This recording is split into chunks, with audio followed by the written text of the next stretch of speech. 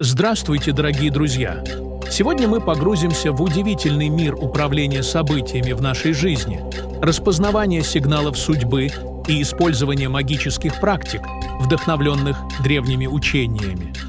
Мы рассмотрим, как буддийские практики могут помочь нам в этих аспектах, и поделимся интересными фактами, историями и легендами, которые могли быть и реальностью. Сны играют важную роль в нашем понимании себя и мира вокруг. В буддизме сны рассматриваются как отражение подсознания, и каждый сон может содержать символы и сообщения, которые мы должны научиться распознавать. Например, в тибетском буддизме существует практика осознанных сновидений, известная как тулку. Это состояние, когда человек осознает, что он спит, и может управлять своим сном. Установите намерение перед сном. «Я буду осознавать, что я сплю». Это можно сделать, повторяя эту фразу несколько раз перед сном. Ведите дневник снов. Записывайте их сразу после пробуждения, чтобы лучше запомнить детали. Анализируйте свои сны. Ищите повторяющиеся символы. Например, если вам часто снится вода, это может символизировать эмоции и изменения в жизни. В буддизме прочтение снов имеет несколько важных аспектов и значений, которые помогают практикующим глубже понять себя и свою жизнь. Сны считаются отражением нашего подсознания и могут содержать символы и сообщения, которые помогают осознать внутренние переживания, страхи и желания. Это понимание позволяет людям лучше разобраться в своих эмоциях и мотивах. Практика осознанных сновидений, когда человек осознает, что он спит, дает возможность управлять своим сном. Это не только развивает осознанность, но и помогает контролировать ум, что является важной частью буддийской практики. Кроме того, сны могут служить инструментом для духовного роста, указывая на области, требующие внимания, или предлагая уроки, которые необходимо усвоить. В некоторых традициях буддизма сны рассматриваются как предзнаменования или знаки, указывающие на будущие события или изменения в жизни. Анализ снов также может углубить практику медитации и самопознания, позволяя лучше понять свои мысли и эмоции. Буддисты используют символику снов для интерпретации своих переживаний и поиска путей к решению проблем. Таким образом, прочтение снов становится значимым инструментом в духовной практике и личностном развитии. Подключение к каналу силы – это связь с высшими энергиями, которые могут направлять и поддерживать нас. В буддизме это часто ассоциируется с медитацией и практиками, которые помогают установить контакт с внутренним источником. Одной из самых известных медитаций является метта – медитация на любовь и доброту. Сядьте в тихом месте, закройте глаза, сосредоточьтесь на дыхании и визуализируйте свет, который наполняет ваше тело. Эта практика помогает не только подключиться к своим внутренним ресурсам, но и создать позитивную энергетику вокруг себя. Дыхательные упражнения также играют важную роль. Например, глубокий вдох через нос, задержка на несколько секунд и медленный выдох через рот помогают успокоить ум и настроиться на внутренние силы. Эти техники известны с древних времен и использовались монахами для достижения просветления. Знания атлантов, согласно легендам, оказали влияние на многие духовные практики, включая буддизм. Атланты, как считается, обладали глубокими знаниями о природе реальности и могли управлять энергиями. Эти знания были переданы через поколения и нашли отражение в буддийских учениях. Техники управления сознанием, такие как мантры и медитации, могут помочь вам изменить восприятие реальности. Например, мантра «Ом» считается священным звуком, который объединяет все сущности. Повторение этой мантры способствует концентрации и очищению ума, что позволяет изменить ваше восприятие и, следовательно, реальность. Существует история о монахе, который использовал мантры для исцеления больных. Он мог видеть, какие звуки и слова нужны каждому человеку, и с помощью мантр исцелял их. Это пример того, как управление сознанием и использование звуков могут влиять на реальность. В буддизме время рассматривается как циклы, а не линейная последовательность. Понимание этого может помочь вам ускорить восприятие времени. Практики осознанности, такие как медитация, помогают углубить восприятие момента. Например, монах, погруженный в медитацию, может провести часы, не замечая времени, и при этом чувствовать, что прошло всего несколько минут. Ритуалы, такие как использование мантры Тена, могут открыть каналы к духовным мирам. Согласно легендам, эта мантра использовалась для общения с духовными учителями и получения мудрости от них. Она помогает установить связь с высшими сущностями и получить поддержку в трудные времена. Вот пример легенды о монахе, который установил связь с высшими сущностями и получил поддержку в трудные времена. В Древнем Китае жил монах по имени Чжунь Фэн. Он был известен своей преданностью медитации и практике сострадания. Однажды, когда его монастырь оказался в опасности из-за сильной засухи, монахи начали паниковать, так как запасы пищи истощались, а вода иссякала. Чжунь Фэн, осознавая, что только молитва и сосредоточение могут помочь, решил провести 3 дня в глубокой медитации, чтобы установить связь с высшими сущностями. Он молился Авалокитешваре, прося о помощи для своего монастыря и людей, страдающих от голода и жажды. На 3-й день медитации ему явился светлый образ Авалокитешвары, который сказал: «Твоя преданность и сострадание не останутся без награды. Иди к реке, и ты найдешь то, что ищешь». После медитации Чжунь Фэн направился к реке, и, к его удивлению, он увидел, что вода начала течь снова, наполняя реку. Монахи и местные жители были в восторге, и вскоре засуха закончилась. Они поблагодарили Чжунь Фэна за его веру и преданность, и монастырь вновь стал местом покоя и духовного роста. Эта легенда напоминает о важности веры, преданности и сострадания, а также о том, как связь с высшими сущностями может принести поддержку в трудные времена. Каждый человек имеет потенциал для работы с энергиями, но важно использовать эту силу с добрыми намерениями.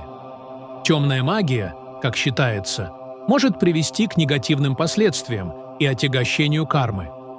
В буддизме подчеркивается важность моральных принципов и осознанности в использовании магических практик. Существует история о монахе, который увлекся темной магией, пытаясь получить силу и богатство. В конечном итоге он потерял все, что имел, и понял, что истинная сила заключается в добрых делах и заботе о других. В древнем монастыре на вершине горы жил монах по имени Ляньцзе. Он был известен своей мудростью и глубокими знаниями буддизма. Однако со временем его интерес к духовным практикам начал затмеваться жаждой силы. Ляньцзе стал изучать темные магические искусства, надеясь получить власть над окружающим миром. Сначала он использовал свои новые знания для помощи другим, исцеляя больных и защищая слабых. Но вскоре жажда силы стала его одолевать. Он начал использовать магию для манипуляций и контроля над людьми, что привело к страданиям и конфликтам в деревне, расположенной у подножия горы. Сослужители монаха заметили его изменения и попытались предостеречь его от опасного пути. Но Ляньцзе не слушал, полагая, что он стал сильнее. Вскоре его темные практики привели к тому, что он вызвал злых духов, которые начали преследовать его. Однажды, в отчаянии, он обратился к своему учителю, который был мудрым и сострадательным. Учитель сказал ему: «Сила, основанная на страхе и контроле, приведет лишь к страданиям. Чтобы вернуть себе свет, ты должен раскаяться и отпустить свою жажду власти. Ляньцзи осознал, что его путь привел только к разрушению. Он решил вернуться к истинным учениям буддизма и покаялся за свои ошибки. Монах провел много дней в медитации, очищая свой ум и сердце. В конце концов, он смог изгнать злых духов и восстановить гармонию в своем сердце. Ляньцзи вновь стал мудрым монахом, но теперь с глубоким пониманием о том, как важно следовать пути сострадания и любви, а не власти. Эта история служит напоминанием о том, как легко можно сбиться с пути и как важно вернуться к своим истинным ценностям. Исцеление всех сфер жизни возможно через медитации, которые помогают исцелить тело и дух. Например, медитация на исцеление с использованием света помогает очистить энергетику и привлечь позитивные изменения. В буддизме существует практика прана, которая используется для исцеления. Это энергия жизни, и ее можно направлять на исцеление себя и других. Внутренние изменения могут значительно повлиять на внешние обстоятельства. Примеры успешных практик показывают, как люди изменили свою жизнь через работу с энергиями. Чтобы диагностировать энергетическое воздействие, обратите внимание на свое состояние. Чувство усталости или раздражительности может указывать на влияние других людей. Используйте медитацию, чтобы сосредоточиться на своем теле и выявить напряжение. В буддизме существует практика чакра, которая помогает понять, где в теле находится блокировка энергии. Очищение от негативной энергии можно осуществлять с помощью шалфея или кристаллов. Например, кристаллы кварца используются для очищения пространства и привлечения позитивной энергии. Существует множество легенд о том, как кристаллы помогали людям исцелять и защищать себя. В древние времена в маленьком селении жила мудрая целительница по имени Алия. Она обладала уникальным даром исцеления, но также использовала кристаллы, собранные в горах. Среди них был особенный кристалл, известный как лунный свет, прозрачный, с нежным голубым сиянием. Однажды деревня оказалась под угрозой от злого духа, который приносил болезни и страдания. Люди в панике обратились к Алии за помощью. Она решила использовать лунный свет, чтобы защитить селение. Алия провела ритуал под полнолунием, держа кристалл в руках. Она сосредоточилась на своих намерениях, и лунный свет начал светиться ярче. Вдруг из кристалла вырвался поток света, который окутал всю деревню. Злой дух, почувствовав силу света, исчез, а жители стали чувствовать себя лучше. С тех пор лунный свет стал символом защиты и исцеления, а Алия передавала свои знания о кристаллах следующим поколениям, чтобы они могли находить в них силу и поддержку в трудные времена. Воспоминание навыков прошлых жизней может быть полезным для защиты и управления событиями. Методы, такие как медитация и регрессия, помогают вспомнить эти навыки. В буддизме существует практика бодхичитта, которая помогает активировать эти воспоминания и открыть доступ к вашим прошлым знаниям. Существует история о монахе, который вспомнил свои прошлые жизни во время медитации. Он обнаружил, что в одной из жизней был целителем и использовал свои знания для помощи другим. Эти воспоминания помогли ему в нынешней жизни, и он стал известным учителем. Денежный канал в буддизме связан с изобилием и процветанием. Очищение денежного канала можно осуществлять с помощью мантр и ритуалов, таких как мантра Джигме. Эта мантра помогает привлечь изобилие и процветание.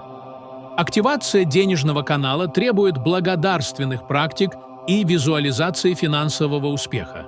Например, многие буддисты практикуют щедрость, делая пожертвования и помогая другим, что открывает поток изобилия в их жизни. В завершении нашего видео давайте подробнее рассмотрим 5 техник, которые помогут вам управлять событиями в вашей жизни и исцелять все ее сферы. Первая техника – Медитация для управления событиями. Эта практика помогает вам сосредоточиться на своих намерениях и целях. Регулярная медитация позволяет создать внутреннее спокойствие, что, в свою очередь, помогает вам лучше реагировать на внешние обстоятельства. Вы сможете осознанно направлять свою энергию на достижение желаемого. Вторая техника – практика осознанности. Она учит нас быть внимательными к настоящему моменту, что позволяет уменьшить уровень стресса и тревоги.